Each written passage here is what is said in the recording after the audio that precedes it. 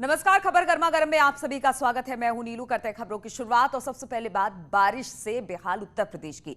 तो भारी बारिश को लेकर सीएम योगी ने अब निर्देश दिए हैं। सीएम योगी ने अधिकारियों को कहा है कि डीएम कमिश्नर को राहत बचाव के निर्देश दिए हैं, साथ ही प्रभावित लोगों को मुआवजा देने के निर्देश भी दिए हैं तमाम अधिकारियों को। उन्होंने कहा कि प्रभावित इलाकों में अधिकारी भ्रमण करें, प्रभावितों को तत्काल मदद पहुंचाई जाए, जल निकासी की व्यवस्था तुरंत कराई जाए, आपदा से हुए नुकसान का आकलन भी करें, साथ ही साथ पीड़ितों को मुआवजा देने के निर्देश भी दिए हैं। तो बारिश से बेहाल उत्तर प्रदेश में अब सीएम का आदेश है डीएम के लिए कि वो जाकर देखें कि किस तरह से बारिश ने लोगों के लिए मुसीबत खड़ी कर रखी है। इस दौरान मुआवजा, नुकसान का आकलन, यहां तक कि पानी की निकासी की व्यवस्था तुरंत की जाए। तो लगातार उत्तर प्रदेश के कई जिलों में भारी बारिश हो रही है और उसको लेकर अलर्ट भी है प्रदेश में। खासतौर पर बच्चों की बात की जाए तो स्कूल भी बंद कर दिए गए हैं 3 दिनों के लिए और कहा यह गया है डीएम और कमिश्नर से कि तुरंत राहत और बचाव कार्य किया जाए, प्रभावित लोगों को मुआवजा देने। इसके अलावा 3 दिन तक लगातार भारी बारिश का अलर्ट है, तो लोगों से भी अपील की गई है कि वो घरों के बाहर अगर जरूरी ना हो तो ना निकले।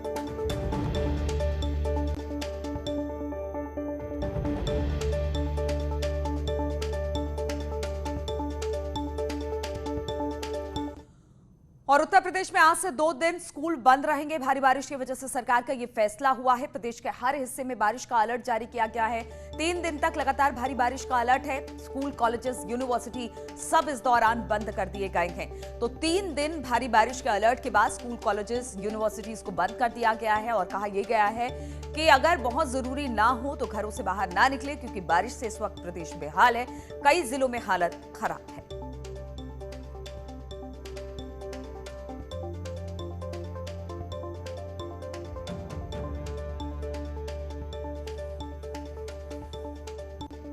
और गुरुवार की बारिश की बात की जाए तो किस कदर लोगों के लिए आफत बनकर ये आई, इसकी 6 तस्वीरें हम अब आपको दिखा रहे हैं।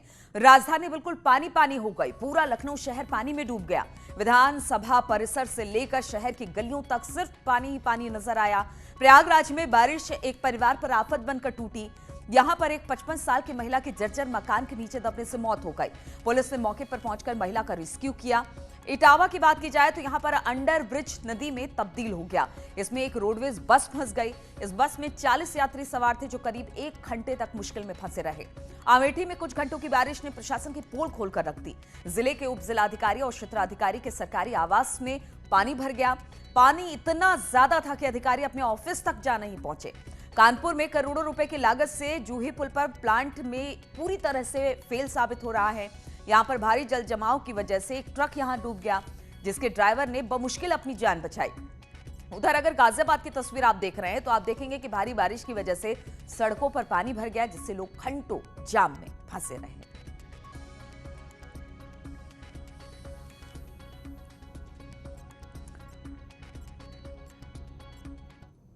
और उत्तर प्रदेश में गुरुवार को भारी बारिश आफत बनकर टूटी। राजधानी लखनऊ में कई मंत्री और नेताओं के घर में पानी घुस गया।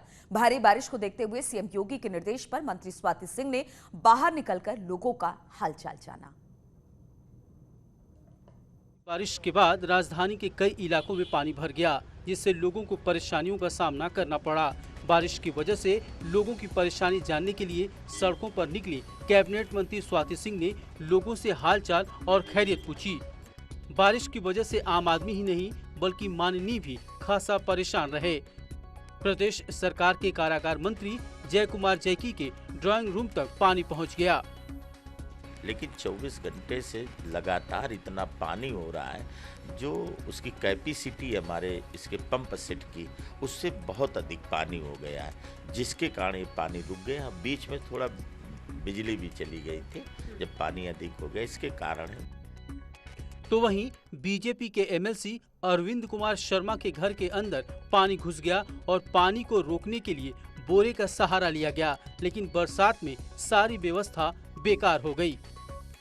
सबसे ज्यादा हैरान करने वाली तस्वीर अगर कोई है तो वो ये है कि जहां पर बेडरूम में पानी ना जाए, इसके लिए यहाँ पर ये देखिए कि किस तरीके से बोरे लगा करके कोशिश की गई है कि जो बाहर का पानी है अब वो अंदर ना जा पाए। और यही वजह शायद है कि जिस तरीके से यहाँ पे नौकर लगे हुए हैं वो लगातार पानी को बाहर की तरफ धकेल रहे हैं। और बारिश ने किस तरह से कहर बरपाया, इस पर बातचीत करने के लिए लखनऊ से अनामिका, शाहजहांपुर से दीप श्रीवास्तव, हरदोई से आशीष मिश्रा, फर्रुखाबाद से सूर्या मिश्रा हमारे साथ जुड़ गए हैं। सबसे पहले हरदोई में ही चलते हैं आशीष मिश्रा के पास। आशीष, ये बताइए जरा कि बारिश क्या अब भी हो रही है और किस तरह के हालात इसको लेकर?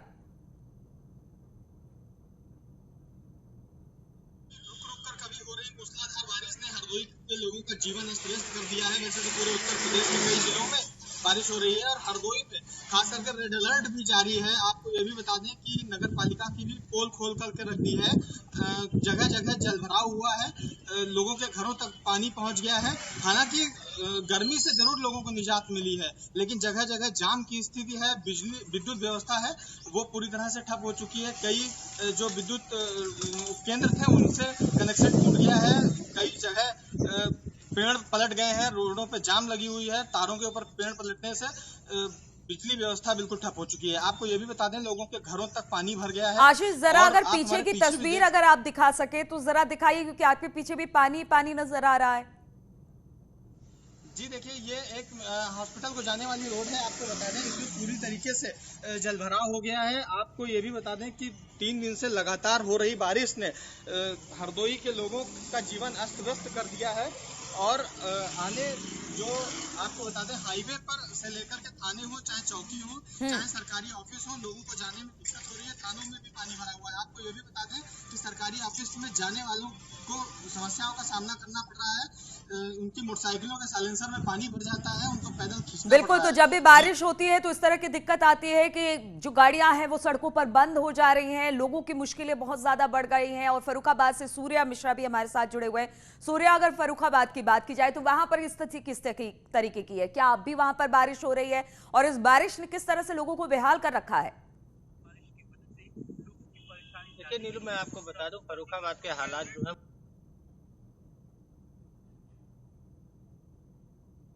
बात करें तो तुरंत मौके पर यहाँ पर बारिश हो रही है। और जो शहर के पास के इलाके हैं उनके हालात ये है कि यहाँ खेत जो है वो पूरी तरीके से पानी से लबालब भर गए हैं। आपको पीछे के हालात दिखा देता हूँ। हमारे यहाँ फर्रुखाबाद में जिस तरीके से खेत का जो पूरी तरीके से पानी से भर गया है और कहीं ना कहीं ये हालात है कि पूरी तरीके से खेत भरने के बाद में किसानों के सामने एक बड़ी समस्या आ रही है कि कहीं ना कहीं जो है किसानों की फसल को बड़ा नुकसान हुआ है।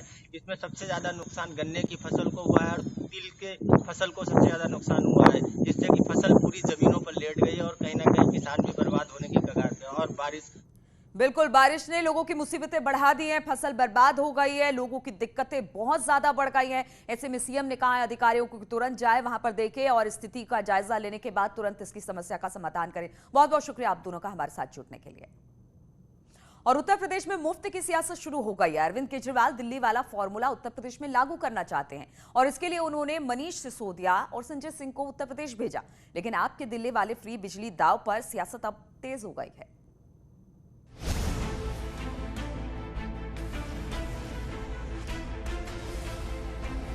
इस तरह से अरविंद केजरीवाल जी ने पूरी दिल्ली में 80% आबादी के लिए बिजली के बिल जीरो कर रखे हैं। उत्तर प्रदेश में घरेलू उपभोक्ताओं के लिए 300 यूनिट बिजली फ्री कर दी जाएगी। 24 घंटे बिजली मिल रही है। उत्तर प्रदेश की राजनीति में इस बार आम आदमी पार्टी पूरे दमखम के साथ जोर आजमाइश कर रही है। संजय सिंह तो यूपी में घूम घूम कर माहौल बना ही रहे थे। अब मनीष सिसोदिया ने भी लखनऊ में डेरा डाल दिया है। आम आदमी पार्टी यूपी में दिल्ली वाले फॉर्मूले को लागू कर सत्ता तक पहुंचने के सपने संजो रही है।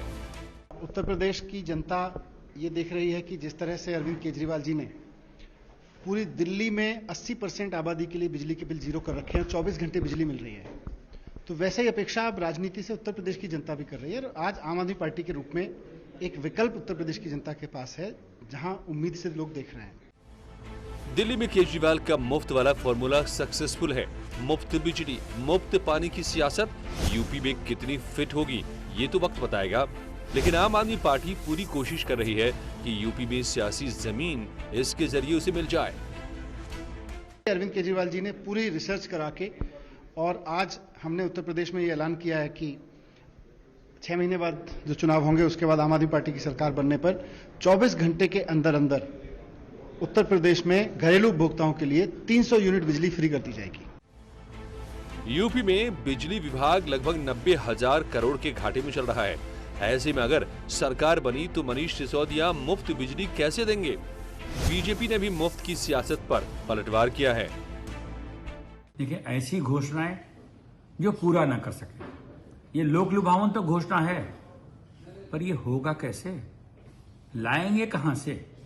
जनता भी इस बात को महसूस कर रही है कि ये केवल चुनाव की दृष्टि से किए जा रहे वादे हैं, ढपोड़ संखी कपोल कल्पित परिकल्पनाएं हैं। आम आदमी पार्टी की यूपी में सियासी हैसियत लगभग शून्य है। यूपी में ना तो आम आदमी पार्टी का कोई विधायक है, न ही सांसद। शायद यही वजह है कि विपक्षी पार्टियां भी आम आदमी पार्टी को गंभीरता से नहीं ले रही। आम आदमी पार्टी अभी यूपी में एकला चलो की नीति पर काम कर रही है। संजय सिंह ने एक निजी चैनल के सर्वे को ट्वीट करते हुए लिखा, आम आदमी पार्टी यूपी में समीकरण बिगाड़ेगी। मगर कंक्लूजन में सवाल कि आम आदमी पार्टी समीकरण जिसका बिगाड़े, फायदा किसका करेगी?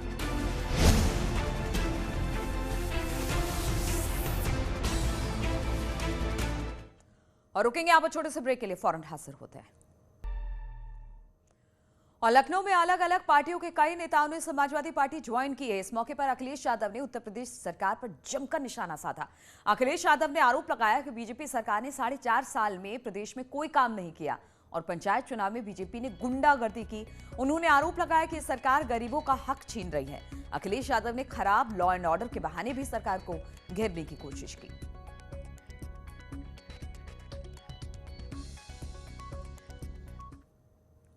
बहुत सारे ऐसे सवाल हैं जिसका जवाब सरकार नहीं दे पा रही है।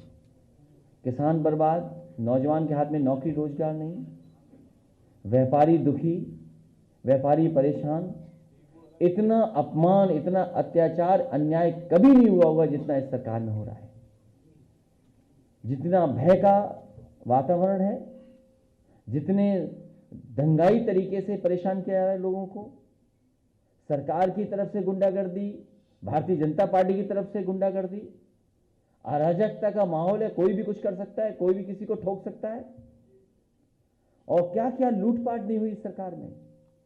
आपके एयरपोर्टों की लूट हो गई, पोर्ट की हो गई, बड़ी बड़ी सरकारी कंपनियां जो नौकरी देती हैं, आरक्षण देती हैं, उनकी लूट हो रही है। और प्रधानमंत्री मोदी के जन्मदिन के मौके पर आज प्रदर्शनी का आयोजन होगा, जिसे नमो ऐप पर भी देखा जा सकेगा। प्रधानमंत्री को जन्मदिन की शुभकामनाएं देने वालों से गुजारिश की गई है कि वो बधाई संदेश के साथ देश सेवा का एक प्रण भी ले। भारत माता की सेवा को लेकर चला जो प्रण। मैं नरेंद्र दामोदर दास मोदी ईश्वर की शपथ लेता हूं, देश हितों को करने सुरक्षित लगा हुआ हर क्षण, युवा वर्ग का बना हौसला, महिलाओं की शक्ति बना, वंचित जन को करने सशक्त, कैसे पर्वत सा है वो तना। आओ जाने इतने वर्षों कैसे छाना अनुभव आकाश, कैसे देश का जन जन पाता उनको अपने हृदय के पास। संसद की चौखट पर जिसका झुका सर्वप्रथम माथा, नमो ऐप पर होगी प्रदर्शित प्रधान सेवक की जीवन गाथा।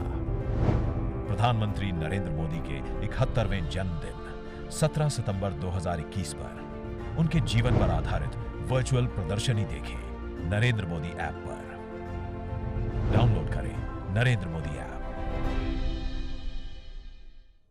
और प्रधानमंत्री मोदी के जन्मदिन पर सीएम योगी ने ट्वीट कर उन्हें बधाई दी है। उन्होंने लिखा कि अंत्योदय से आत्मनिर्भर भारत की दिव्य संकल्पना को साकार कर रहे यशस्वी प्रधानमंत्री नरेंद्र मोदी को जन्मदिन की हृदय तल से बधाई। प्रभु श्री राम की कृपा से आपको दीर्घायु व उत्तम स्वास्थ्य की प्राप्ति हो। आजीवन मां भारती की सेवा का परम सौभाग्य आपको प्राप्त होता रहे।